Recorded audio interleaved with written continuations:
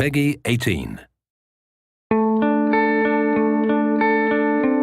We've been working on it for 3 years. You keep your baby quiet, you keep everything tight and focused. We spent so many days and nights dreaming about how the game will unfold, what the reception will be. And finally, one, being able to show it, and two, seeing how much love we got from all the gamers out there. That was fantastic.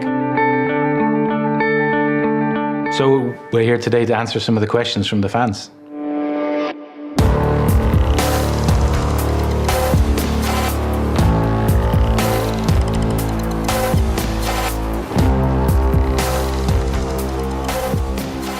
So our narrative system is trying to support that open tactical choice in the massive open world.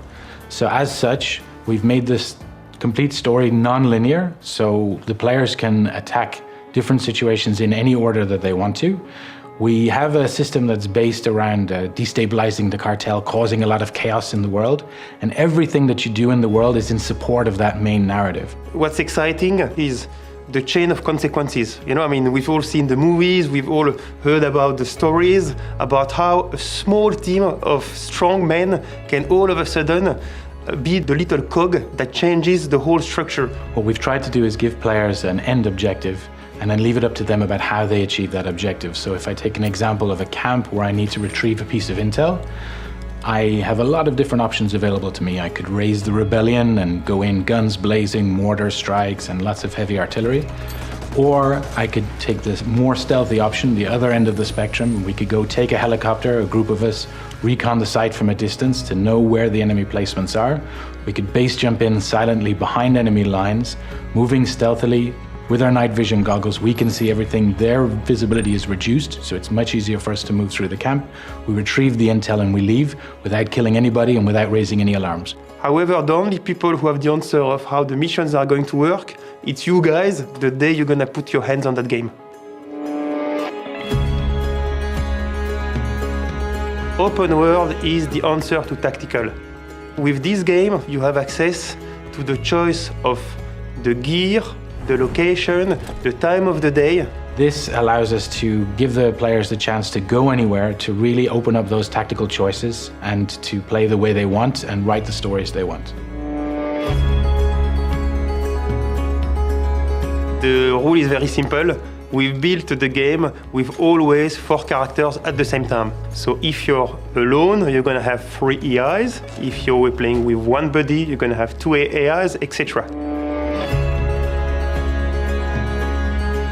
We made the choice to go with a third-person camera to be able to explore and fully accept what's going on around you, to be able to intercept threats as they come at you from 360 degrees. So the player needs to be able to understand this and be able to react to it in real time.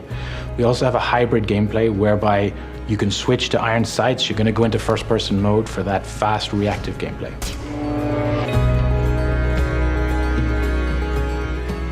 It's a very smart AI. It's an AI that genuinely, if you're not paying attention to what's going on, you're gonna get killed, basically. There's an AI that's gonna flank you, it's gonna use opportunities, it's gonna use vehicles and camp ingredients, it's gonna use things that are happening in the environment. We've got traffic and event systems that are also spawning gameplay elements, but we've seen AI grab traffic vehicles and come chase you. They'll adapt to any situation that's going on. So it's really you're gonna have to be careful in this one.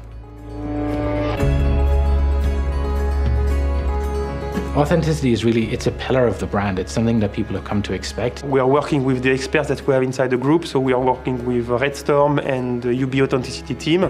And you can see a video about that we released on GhostRecon.com, and I'm sure you'll appreciate it. We have a ton of different vehicles, different vehicle options, sea, air, and land. So we're gonna have boats and bikes, we're gonna have buggies. We want to make sure that the players have the total freedom of choice.